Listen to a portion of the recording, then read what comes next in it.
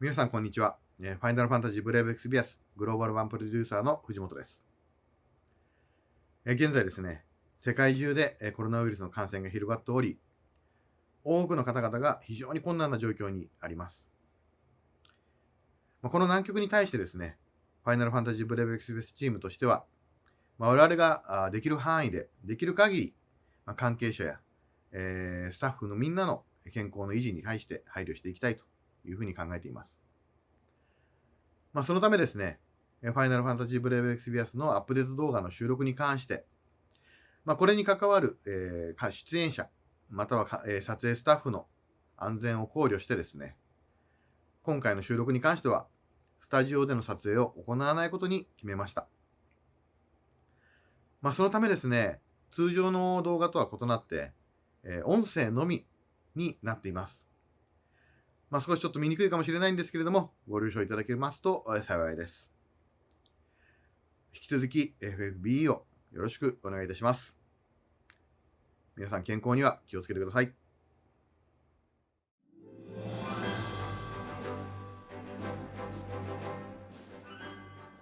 Hello, everyone, and welcome to another episode of Exvius Updates, the show that brings you all of the hottest information for your favorite application, Final Fantasy Brave Exvius Global, available to you on iOS, Android, as well as Amazon devices.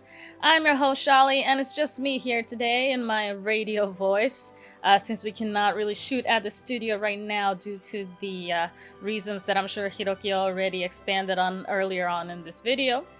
But we just wanted to say on behalf of the FFBE team that we hope you find yourself in good health. We hope that your family, friends, and loved ones are also in good health and that you are taking care of yourselves as best as you can.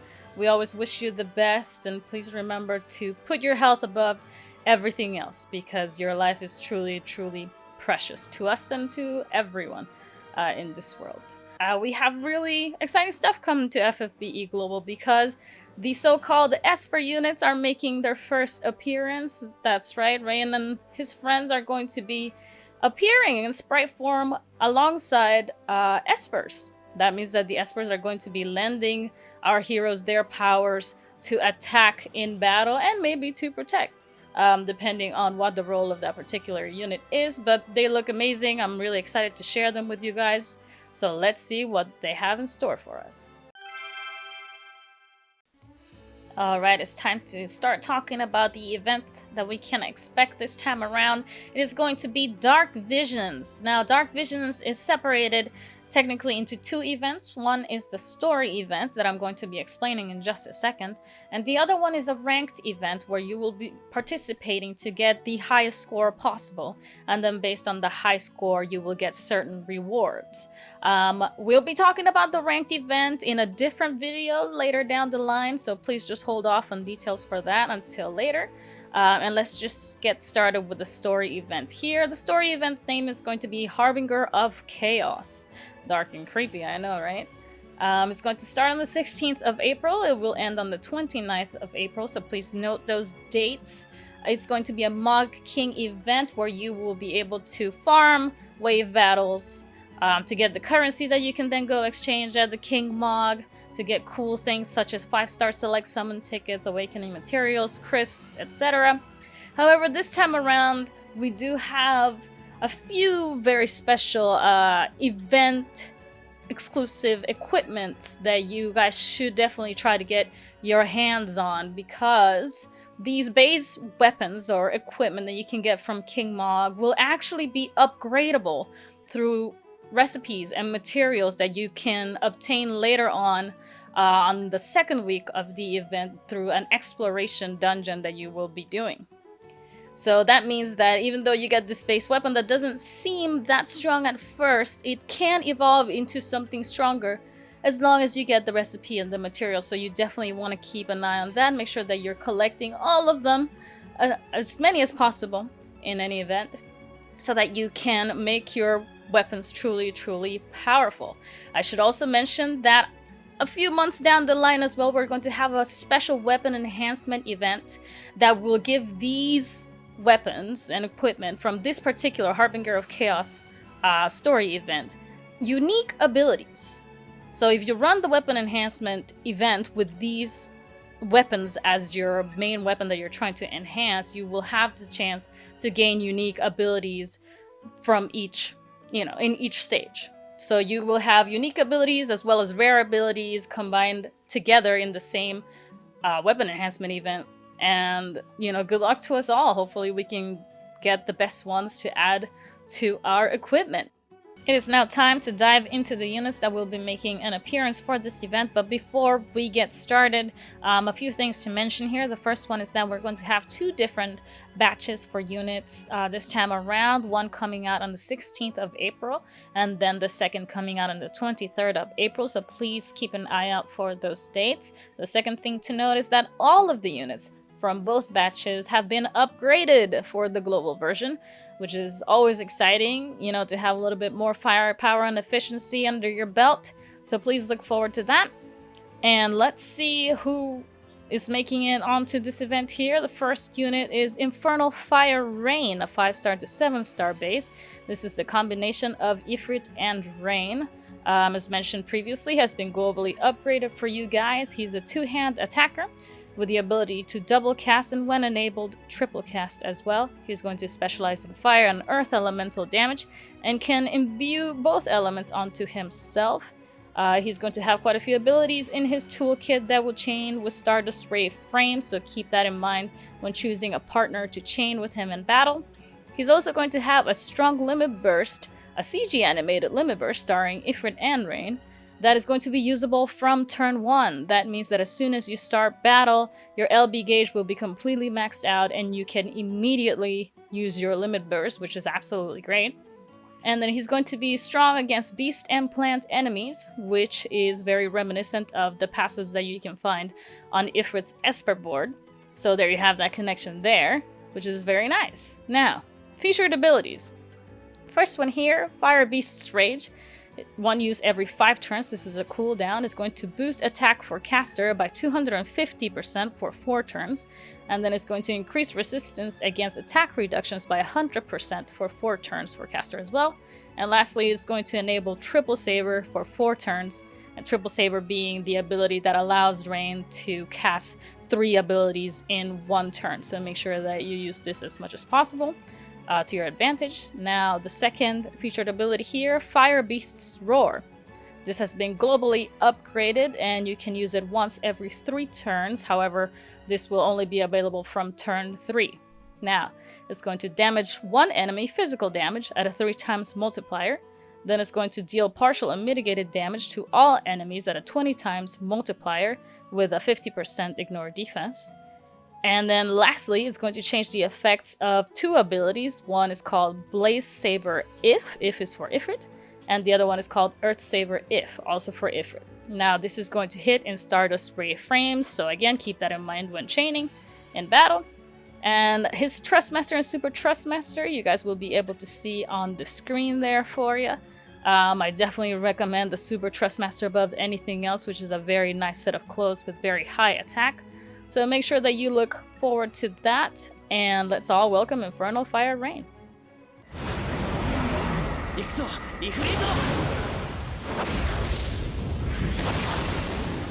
On to the second unit here, we have Dark Spirit Soul, a 5-star to 7-star base, and the combination of Diabolos and Soul working together. Again, a globally upgraded unit for you guys. He's going to be a magic attacker who can use triple cast by default at 7 stars and can enable quadruple casting through other abilities in battle. He's going to be mainly attacking with fire and dark element, and he will have abilities in his toolkit that will chain with Chaos Wave Awakened frames, so keep that in mind when building your party around him. Now he's going to be strong against human and demon type enemies, and is going to be a strong unit whether you equip him geared towards dual wielding or towards double handing. That's up to you and what kind of equipment you have at your disposal, so lots of way to play out Dark Spirit Soul. Now, his featured abilities, the first one here, Execution D. D is for Diabolos, so that's why I'm pronouncing it D. This has been globally upgraded and is going to deal dark damage to all enemies at a 12 times multiplier, and is going to power up with consecutive use at a 48 times multiplier maximum.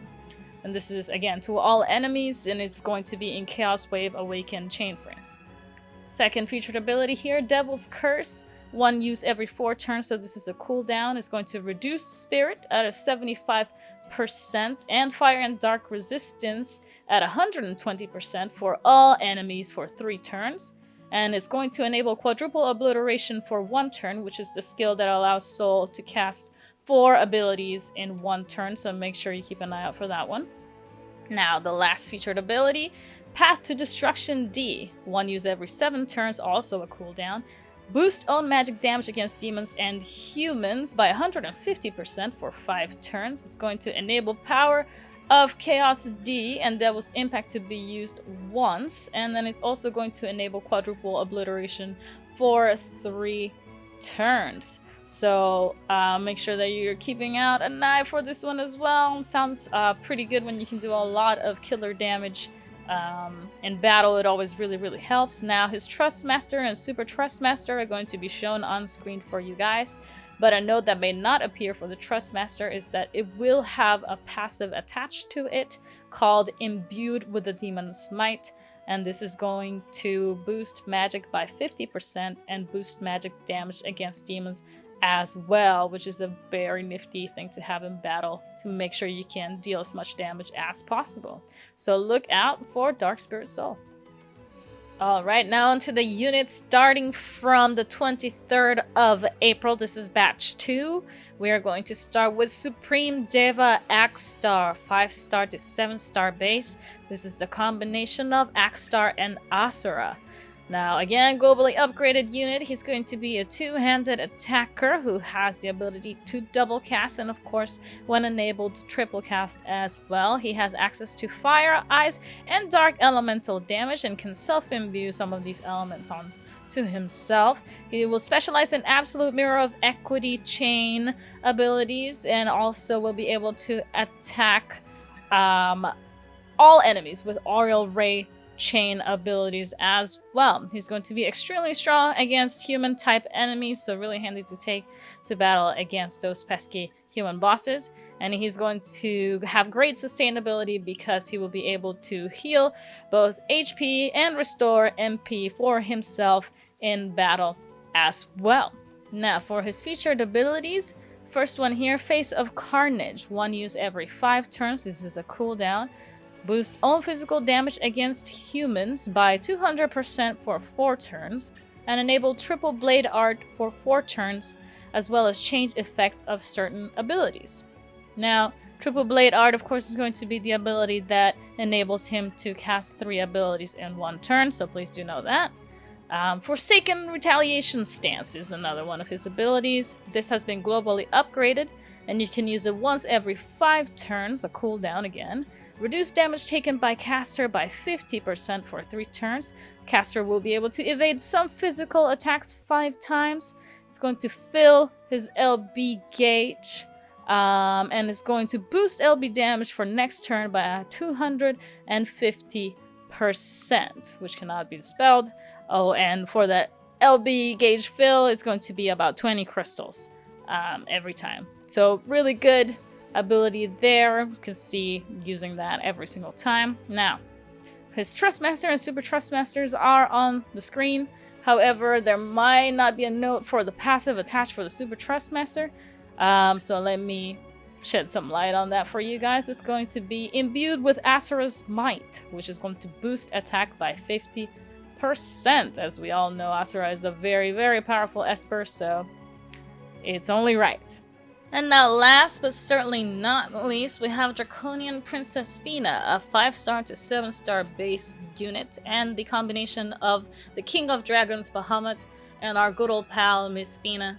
She has been globally upgraded, and she's going to be a magic attacker who can double cast her abilities as well as when enabled triple cast them in battle. She's going to specialize in light and dark elemental attacks and will be able to function both as a normal magic attacker or as an evoke damage dealer, depending on what it is that you want her to do. Now, she'll have a lot of abilities in her kit that are based on Chaos Wave Awakened chain frames, so make sure that you exploit that chain ability, maybe with Dark Spirit Soul in the same party.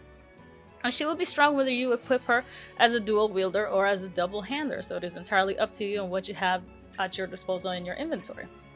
Now, interesting to note here, she will also have her limit burst ready to go on turn 1, which means you can immediately use it upon entering battle.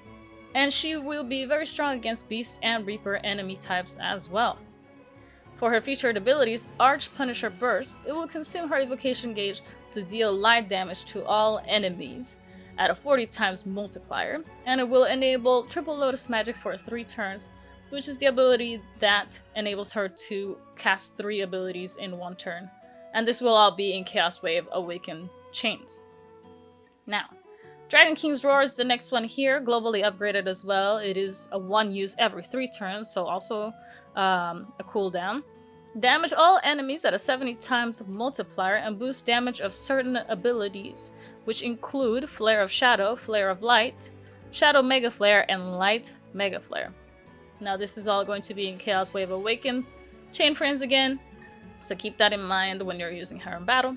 And her last featured ability, Light Mega Flare, which has also been globally upgraded, is going to deal light damage to all enemies 2 times, the first time at a 12 times multiplier, and the second time at a 35 times multiplier, and fill the evocation gauge for about 1 or 2 crystals. And this is all damage in Chaos Wave Awakened chain frames as well. Now her Trust Master and Super Trust Master are on screen for you. Super Trust Master has a passive ability attached called Imbued with the Dragon King's Might, which will boost evocation damage for Bahamut. So if you find yourself in battle and you have Bahamut at your disposal, if your evocation gauge fills up, you can summon him and he's just going to obliterate everything in his path. And that's all for our Esper units this time around. Make sure that you look forward to them. Moving right along to the step-ups we'll have available this time around, we're going to start with 2 on the 16th of April. The first one is for Infernal Fire Rain and Dark Spirit Soul, which is going to be a 5-step step-up banner, 25k total, which you can do all the way through only once. And then on step 5, you're going to get a special ticket, a 5-star exchange ticket for Infernal Fire Rain or Dark Spirit Soul, which you can exchange for whichever one of those 2 you want at the ticket exchange shop, which is absolutely great. That way you get exactly the unit that you wanted. And the second step up available for the same units is going to be a 3-step step up, 12k total. This one you can do all the way through up to 8 times. And on steps 1 through 3, you will be getting 5-star guaranteed 20% featured tickets for Infernal Fire Rain and Dark Spirit Soul. And once you gather 4 of these, you can go to the summon gate and use them to summon a guaranteed 5-star unit with a 20% chance of it being either Infernal Fire Rain or Dark Spirit Soul. Now we will have 2 more step-ups coming up with the second batch of units on the 23rd of April. They're going to be the exact same step-ups as the ones for Infernal Fire Rain and Dark Spirit Soul, except for this time around is going to be for Supreme Deva Axstar and for Draconian Princess Fina, but they're going to work in the exact same way, so make sure that you look forward to those, get the units that you absolutely want in your team through these step-ups, and good luck to you guys. On to Ability Awakenings. This time around we're going to have Elephim, Esther, Sylvie, Leopold, and Magna. And I'm sure that you guys are just as excited as I am to hear what these units are going to bring this time around, because Esther and Sylvie are the golden girls of the global version. Very excited to see how they grow more powerful with the awakenings that we have in store for them. But let's start with Elephim first. Elephim is going to have even higher buffs and debuffs than before, and whereas before she needed to be singing the entire duration of her abilities, once you awaken her abilities all the way to level 2, she will no longer need to sing the whole time. So that means that you have freed up your turns to use her for something else, which makes her a lot more flexible. She will also have easier access to her limit burst with global upgrades, so look out for Elephim. Now Esther, the lovely, lovely Esther, she's going to have an easier time filling her own LB gauge, and she is going to see her offensive potential really grow. She is scheduled to have 120% on-demand lightning in parallel through her ability awakening, so look out for that. 120 is really nice. She's also going to have more innate status ailment resistances, which means you don't have to sacrifice an ability slot or an equipment slot to put in a ribbon on her or anything of the sort.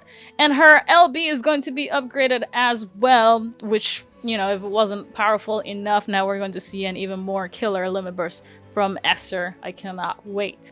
Now for Sylvie, she's going to have higher buffs and debuff rates coming on with these ability awakenings. She's going to get a potent AoE healing ability as a bonus as well, which is, in my opinion, the only thing that was really missing from Sylvie is just some really good old healing abilities slash magic. This is going to make her absolutely amazing.